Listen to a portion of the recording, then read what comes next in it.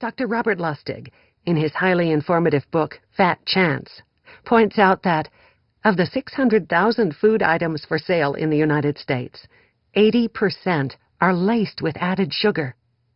Data suggests that close to 70% of adult Americans are overweight or actually obese.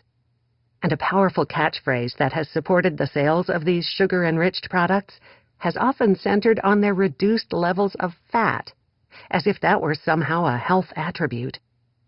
In 2009, Nora Gedgaudas published her seminal book, Primal Body, Primal Mind, which confronted the well-accepted doctrine that so much of our ill health results from our consumption of dietary fat.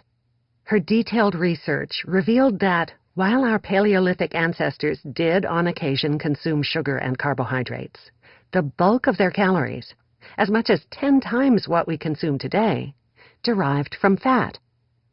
Primal Body, Primal Mind eloquently presented the science supporting the role of healthful fats in keeping us healthy, especially when coupled with substantial reduction in sugar and carbohydrates.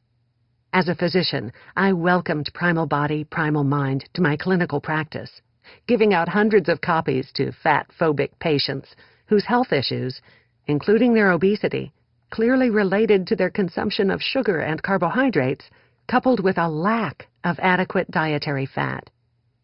In her new book, Primal Fat Burner, Gedgaudas writes from a position supported by a sea change in the scientific community. In these pages, she underscores how, from an evolutionary standpoint, our body's relationship and response to specific foods have been finely honed over hundreds of thousands of years, how food actually informs our DNA about changes in our environment, and how current dietary choices threaten this intimate communication, paving the way for ill health.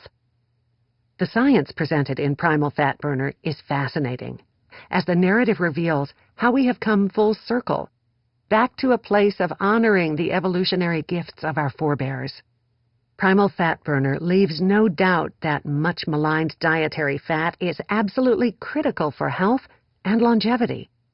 But Gedgaudas carefully delineates the characteristics of healthful versus health-threatening fats.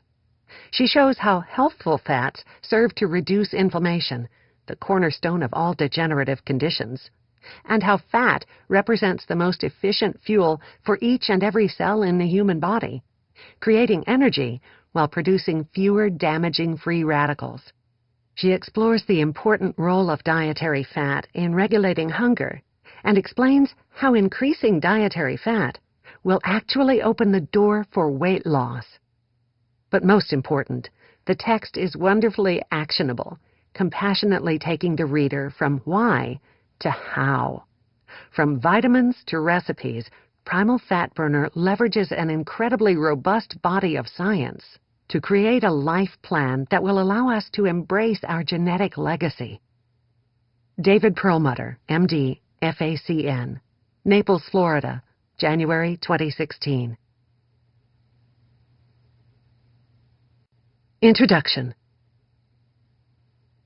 In my first book, Primal Body, Primal Mind, I described how the primal lifestyle can lead to optimal health and longevity. In the 7 years since its first publication, that book has reached more people than I could have ever imagined, many of whom have applied its principles and who have written me to say that their health and well-being improved significantly after changing what they eat. Many people asked that I put together a more structured eating plan, along with additional information, recipes, and resources for primal eating. Primal Fat Burner does just that. But the book you are about to read isn't necessarily a weight loss book. Fat, including saturated fat, is nowhere near the bad guy we used to think it was. Eating fat can make you thin. Primal Fat Burner helps you harness the best dietary practices of our ancestors with the most current scientific understanding of nutrition.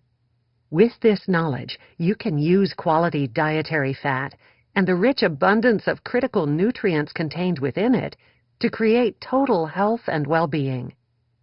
I am not simply here to tell you that fat isn't as bad as you might have heard, or fats are okay just as long as you keep them to a minimum.